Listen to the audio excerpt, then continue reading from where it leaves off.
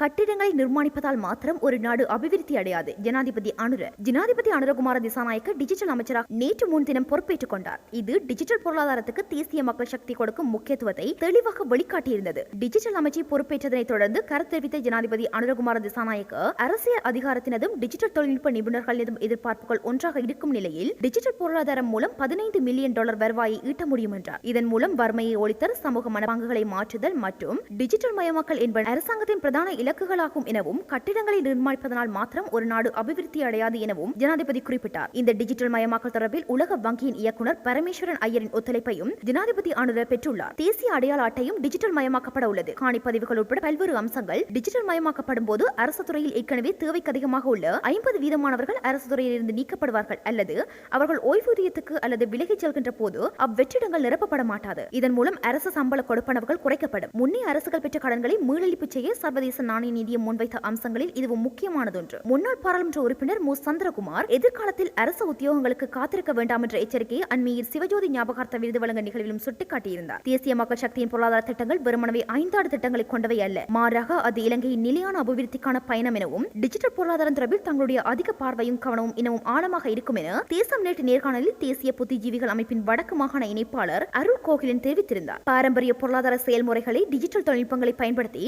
மறுசீரமைப்பதன் மூலம் சிறு மற்றும் நடுத்தர நிறுவனங்கள் இணைய வழித்தளங்களை பயன்படுத்துவதை உறுதி செய்வதுடன் இலங்கையின் உற்பத்தி துறையை விருத்தி செய்யும் போது குறித்த உற்பத்தி பொருட்கள் மற்றும் சேவைகளுக்கு புதிய சந்தைகளை உருவாக்கி ஏற்றுமதியை உயர்த்த நாம் எதிர்பார்ப்பதாகவும் அருள் கோகிலன் தெரிவித்திருந்தார்.